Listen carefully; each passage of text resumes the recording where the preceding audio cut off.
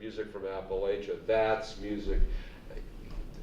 It was a mixed bag, and we begin to sort it out depending upon our desire to find something. We begin to sort out all this early music, and it is early American music. It is early American music.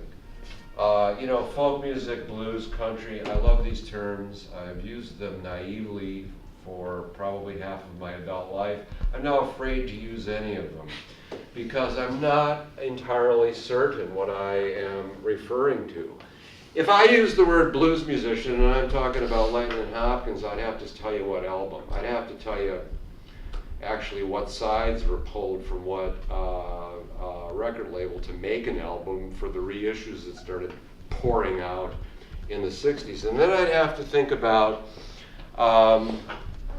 how even Muddy Waters in the 60s, when everyone was playing folk music, records an album entitled Folk Singer. And he'd never really even considered what he was doing to have anything to do with folk music. One of the things we are challenged with in this class, and I have exactly 63 seconds to resolve it. I need at least 67 seconds. So one of the issues that we need to resolve in this class is what is our correct cultural understanding, and how does that connect either to quality scholarship, or, and this is why this class is complex, a 21st century awareness of something that was one time definable in a certain way, but that has been brought forward and redefined in a completely different way. Authenticity can either be our greatest tool or our most destructive enemy in this regard. One of the things we're going to be doing this semester is talking about alt.country, which is a critic's idiom that I don't believe is actually there. And I think in that little example, we're going to find a lot, but we'll get to that later on. But one of the things I wanted to start out with right away, as best as I can, is the whole nature of country blues and the whole world of an album's worth of material and our mental model of what the music sounded like, who played it, and exactly where it came from. But really, and it's legitimate, it's fair game in this class to talk about where it goes. In this class, we're cultural historians.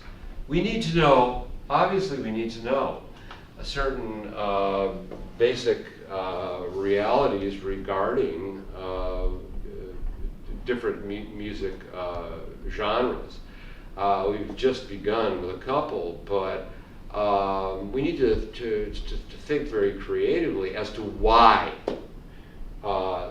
certain music is perceived after its inception a certain way, and then even further after its inception, it's again perceived with yet another level of cultural understanding.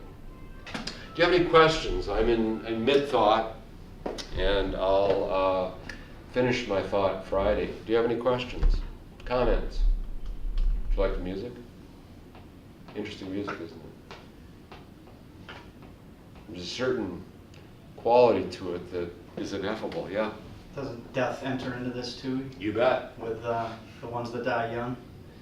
And do we overestimate as they die young? Yes, exactly, which has all to do with things that folk music teaches us. And let's not forget, see that my grave is kept clean. See that my grave, I mean, what's the expectation? Let's not forget that.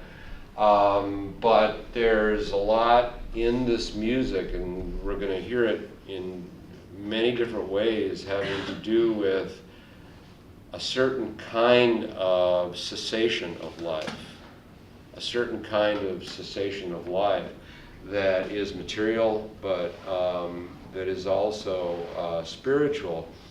And one of the shocks to finding Lightning Hopkins still alive has to do with, he ain't dead. Well, what does he do? He conforms to what we expect of him.